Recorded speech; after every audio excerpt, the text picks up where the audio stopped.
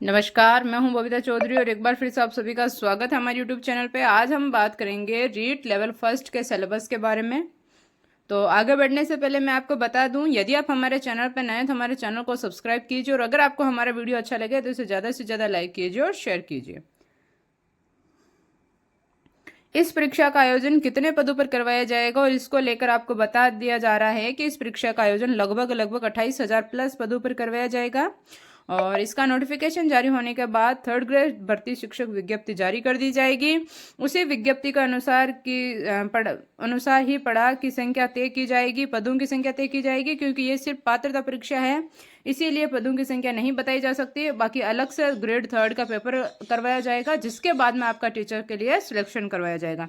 अब हम बात करें सिलेबस की, तो फर्स्ट टॉपिक हमारा है मनोविज्ञान साइकोलॉजी, और साइकोलॉजी का भी फर्स्ट टॉपिक है बाल विकास, यानी कि वृद्धि और विकास की संकल्पना, विकास के विभिन्न आयाम और सिद्धांत, विकास को प्रभावित करने वाले कारक, विशेष रूप से परिवार और विद्यालय के संदर्भ में, कि बच्चे को विद्यालय और परिवार किस प्रकार से उसके विकास को प्रभावित करते हैं।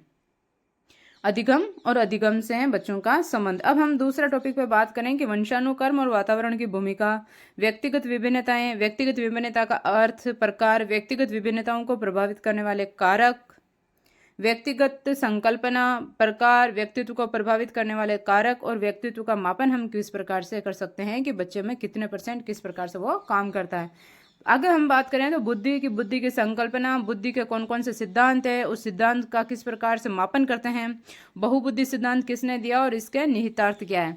तो सिद्धांत तो इसमें बहुत सारे दिए हैं, लेकिन विशेष एक सिद्धांत है जो बहुबुद्धि सिद्धांत है, इसका यहाँ पे आपको नाम दिया गया है, तो इस सिद्धांत को आपको अच्छे से प्रिपेयर करना है।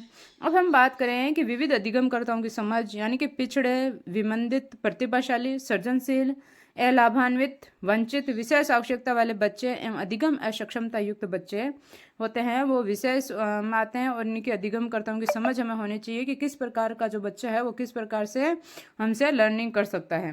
अब हम बात करें कि अधिगम में आने वाली कठिनाइयाँ, यानी कि समायोजन की संकल्पना और तरीके, समायोजन में अध्यापक की भूमिका, अधिगम का अर्थ व संकल्पना, अधिगम को प्रभावित करने वाले कारक, अधिगम के सिद्धांत यानी कि निहितार्थ। आगे हैं कि बच्चे कैसे सीखते हैं, अधिगम की प्रक्रिया, चिंतन, कल्पना और तर्क। दूसरा, अगर हम सिलेबस की बात करें तो इसका टॉपिक है हिंदी। तो हिंदी का में क्या क्या आपके आएंगे, तो एक अपठित गद्यांश में से आपको व्याकरणिक जो होता है, वो व्याकरण का जो टॉपिक होगा, जो सवाल पूछे जाएंगे, वो आपको एक अपना गद्यांश दिया गया होगा, उसी गद्यांश में से आपको फिल करना होगा, ढूंढना होगा, और आपको आए तो बहुत ही अच्छी बात है। तो व्याकरण के कौन कौन से टॉपिक होंगे आपके, पर्यायवाची शब्द, विलोम शब्द, वाक्यांशों के लिए एक शब्द, शब्दार्थ और शब्द शुद्धि। आगे हम बात करें तो उपसर्ग, प्रत्यय, संधि और समास, संज्ञा, सर्वनाम, विशेषण और अवयव। एक अपठित गद्यांश में से निम्नलिखित बिंदु पर आपसे प्रश्न पूछे जाएंगे, तो वो है रेखांकित शब्दों का अर्थ स्पष्ट करना, यानी कि कोई शब्द दिया होगा जिसके नीचे लाइन बनी होगी, उसे रेखा कहते हैं, और रेखांकित शब्द का आपको अर्थ बताना है। इसमें कौन सा वचन है ये पूछ सकते हैं, कौन सा काल है पूछ सकते हैं, उसमें कौन सा लिंग दिया गया आपको ये ज्ञात करने के लिए आपसे पूछ सकते हैं, और दिए गए शब्दों का वचन का लिंग या आपको बदलने के लिए भी कहा सकता है कि इस वचन में है तो आपको इसको दूसरे वचन में बदलिए या लिंग में बदलिए। वाक्य रचना, वाक्य के अंग, वाक्य के प्रकार और पदबंध। ये टॉपिक जो हिंदी के हैं वो बहुत ही ईजी हैं और बहुत ही मज़ेदार है पढ़ने में, और इनको पढ़ने में आपको बड़ा आनंद आएगा और इसको आपको तैयार करने में ज़्यादा दिक्कत नहीं होएगी। अगर हम बात करें कि मुहावरे और लोकोक्तियाँ, विराम चिन्ह, भाषा की शिक्षण विधियाँ, भाषा के शिक्षण उपागम, भाषा दक्षता का विकास। अब हम बात करें भाषाई कौशलों का विकास, यानी कि पहले सुनना, फिर बोलना, फिर पढ़ना और लिखना, ये क्रम है। तो ये हिंदी में ऐसे होता है, सुनना, बोलना, पढ़ना और लिखना, और इंग्लिश में होता है लिसनिंग, बोलना, पढ़ना और लिखना। यानी कि ये एक कर्म होता है, ये आपसे पूछा भी जा सकता है कि जो भाषा विकास के कौशल, भाषाई कौशल है, वो किस प्रकार से काम कर सकते हैं। इनमें 4 ऑप्शन दे के पहले उल्टा सुल्टा लिखा जा सकता है कि जैसे फर्स्ट ऑप्शन में बोलना दे दिया, लेकिन आपको इनका कर्म में ध्यान रखना है। सबसे पहले बच्चा सुनना सीखता है, उसके बाद में बोलना सीखता है, उसके बाद में पढ़ना सीखता है, और सबसे लास्ट काम होता है वो लिखना होता है। लेकिन हमारे यहाँ एजुकेशन उल्टा होता है, सबसे पहले बच्चा जाते हैं उसको स्लेट पे कैसे कबूतर लिख के दे दिया जाता है, उसको समझ में नहीं आता क्या चल रहा है। तो ये भाषाई शिक्षण है कि जो है कौशल का विकास किस प्रकार से होता है, भाषा का विकास किस प्रकार से होता है, ये आपको ध्यान में रखना है। इंग्लिश में इसका जो सिद्धांत होता है वो होता है LSRW। L यानी लिसनिंग, LS यानी स्पीकिंग, LSRR यानी रीडिंग, और W यानी राइटिंग। इस प्रकार से यानी शिक्षण में चुनौतियां, शिक्षण अधिगम सामग्री, पाठ्य पुस्तक, बहुमाध्य एवं शिक्षण के अन्य सिद्धांत। भाषा शिक्षण में मूल्यांकन, उपलब्धि परीक्षण का निर्माण, समग्र एवं सतत मूल्यांकन और उपचारात्मक शिक्षण। बहुविकल्प प्रश्नों का मापदंड कक्षा 1 से 5 तक के राज्य सरकार द्वारा निर्धारित पाठ्यक्रम में 2021-22 पाठ्य पुस्तकों व पाठ्य पुस्तक के आधार पर होगा, लेकिन कठिनाई का स्तर सेकेंडरी यानी कक्षा 10 तक की पाठ्य पुस्तकों का होगा। अब हम बात करें कि संस्कृत का। अब मैं आपको बता दूं, जब आप हिंदी चूज करते हैं तो जो हिंदी के और संस्कृत में ज़्यादा फर्क नहीं है, बस 10% का फर्क है। तो ये अगर आप संस्कृत की ग्रामर तैयार करते हैं तो हिंदी की ग्रामर आपकी अपने आप ही, हिंदी का व्याकरण आपका हूबहू अपने आप ही तैयार हो जाता है, क्योंकि इसमें ज़्यादा डिफरेंसेस नहीं है, थोड़े बहुत मेजर डिफरेंस नहीं है, थोड़े बहुत डिफरेंस है जिसको आप क्लियर कर सकते हो। अगर आप इंग्लिश चूज करते हैं, सेकंड सब्जेक्ट हिंदी या संस्कृत चूज करते हैं, तो वहाँ आपके बहुत, क्योंकि दोनों सब्जेक्ट एक दूसरे के अपोजिट है। यहाँ पे भी यही है, शब्द रूप, धातु रूप, कारक, विभक्ति, उपसर्ग, प्रत्यय, संधि, समास, सर्वनाम, विशेषण, अव्ययेषु प्रश्ना, एकम अपठितम गद्यांशम, राजस्थानस्य इतिहासम, कलाम, संस्कृतिम, चारिधारी कृत्य, निम्नलिखित बिंदु संबंधित प्रश्न। यानी कि आपको एक गद्यांश दिया गया होगा और उस गद्यांश में से ये आपके व्याकरण के क्वेश्चन पूछे जाएंगे। अब हम बात करें कि वही रेखांकित कोई पद शब्द दिया होगा, उस रेखांकित शब्द में से आपसे पूछा जाएगा कि इसमें वचन, लकार, लिंग, संधि, समास, विशेष्य, विशेषण, विलोम शब्द कौन कौन से हैं, या इनको बदलने के लिए भी आपसे कहा जा सकता है। अब हम लकार की बात करें तो लकार से आपके यहाँ पे देखिए जिन जिन लकार के नाम दिए गए हैं उन उन लकारों को आपको अच्छे से तैयार करना है, जैसे कि लट लकार, लड लकार व रिट लकार। इन तीनों लकारों के विधिलिंग लकार रेशु, ये चारों आपको अच्छे से तैयार करना है।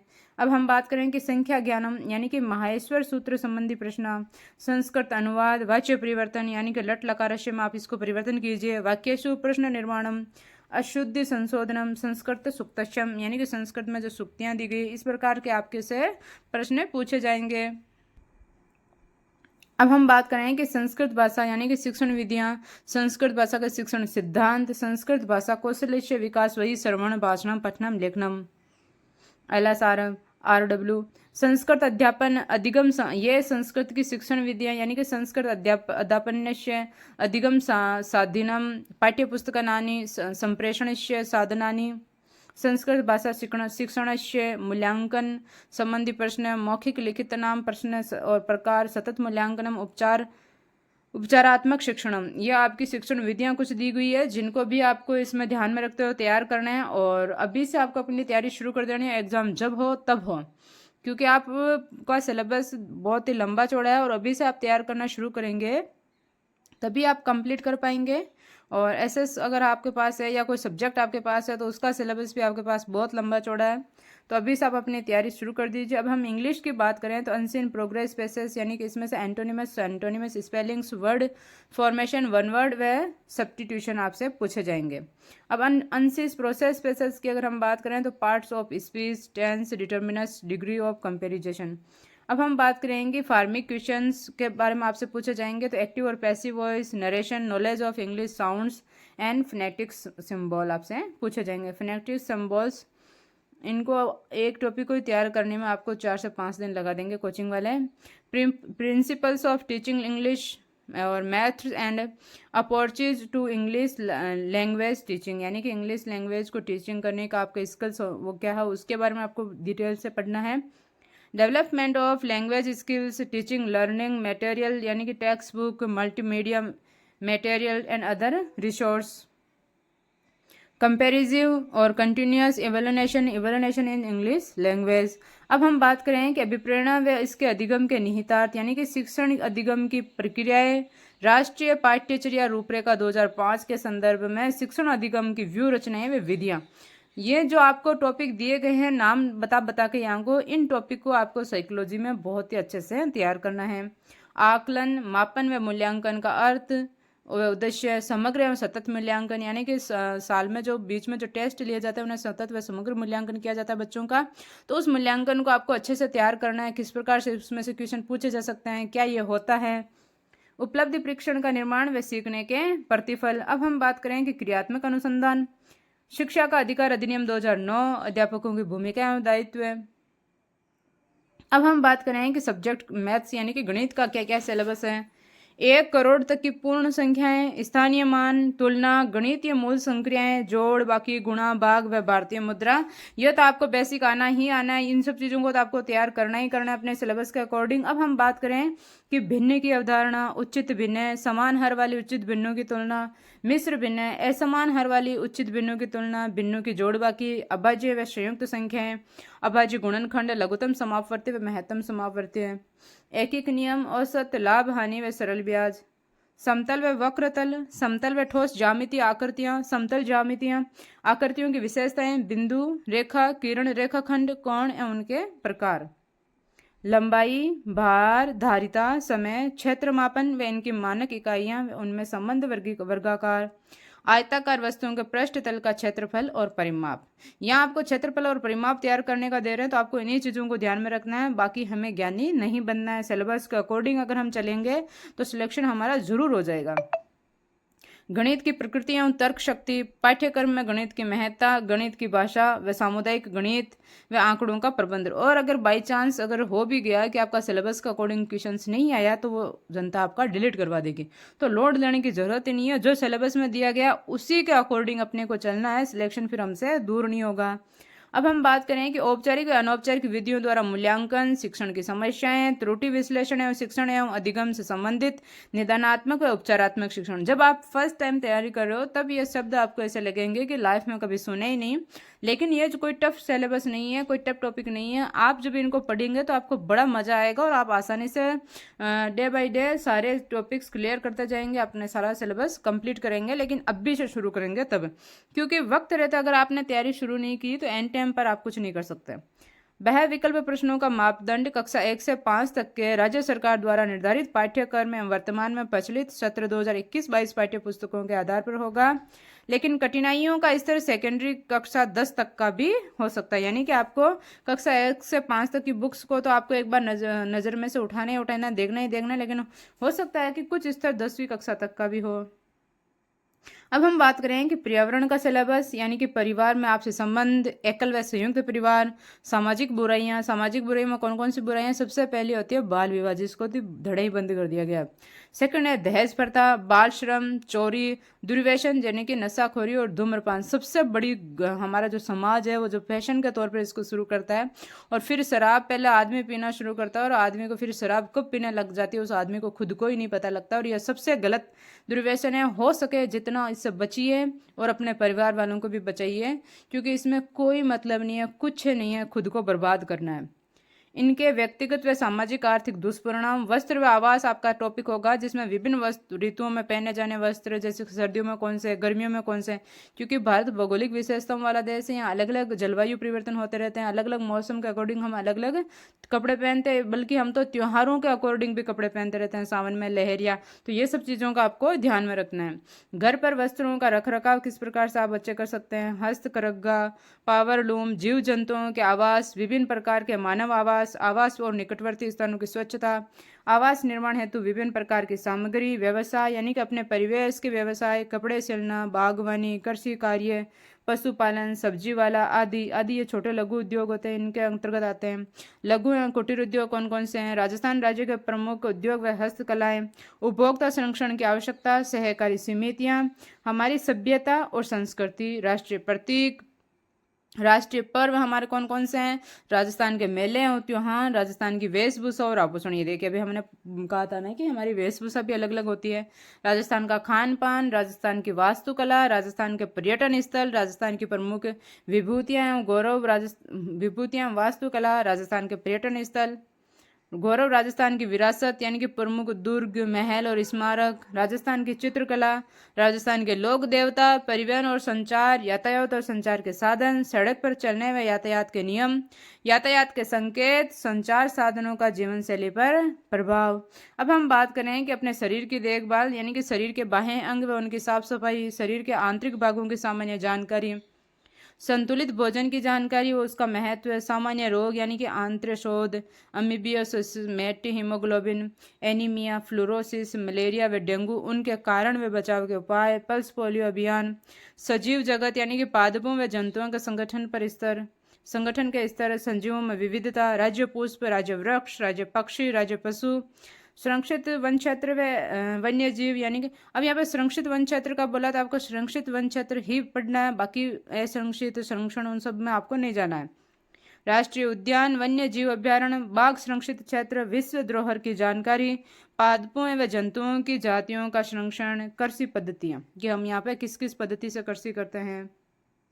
जल की हम बात करें तो जल, वन, नम भूमि, मरुस्थल की मूलभूत जानकारी, विभिन्न प्रकार के प्रदूषण है उनका नियंत्रण, जल के गुण, जल के स्रोत, जल प्रबंधन, राजस्थान में कलात्मक जल स्रोत, पेयजल, सिंचाई स्रोत, हमारी पृथ्वी व उसके अंतरिक्ष सौर परिवार, भारत के अंतरिक्ष यात्री। यानी कि आप इसका जो हिंदी में है इसका आप PDF डाउनलोड कर सकते हैं या स्क्रीनशॉट ले सकते हैं। इसका आप प्रिंट आउट निकलवा के या खुद लिख के अपने रूम में जहाँ आप स्टडी कर रहे हैं वहाँ आप चिपका लीजिए और डे बाई डे एक एक टॉपिक आप कंप्लीट करते जाइए। एक एक टॉपिक आप अपना पर्यावरण से यानी कि सामाजिक से, और एक एक टॉपिक आपका बाकी का जो सिलेबस है, बाकी का जो सब्जेक्ट्स है उनमें से आप करते जाएंगे तो आप देखेंगे कि कम से कम 2 महीने में आप अपना सिलेबस निपटा चुके होंगे और फिर आपको रिवाइज करना ही बचेगा। और जितना हो सके जितना रिवाइज करें, क्योंकि उसी से आपका काम बनेगा, वहीं से आपको पता लगेगा कि आपने क्या पढ़ना है क्या नहीं पढ़ना है। और जितना हो सके उतना आप टेस्ट सीरीज ज्वाइन कीजिए, क्योंकि इससे आपका मूल्यांकन होगा कि कहाँ आपने कमी की है और क्या आपको रह गया जो आपको अभी तक समझ में नहीं आया है। पर्वतारोहण यानी कि पर्वतारोहण में कठिनाई और काम आने वाले औजार, भारत की प्रमुख महिला पर्वतारोही, पर्यावरण अध्ययन के क्षेत्र एवं संकल्पना।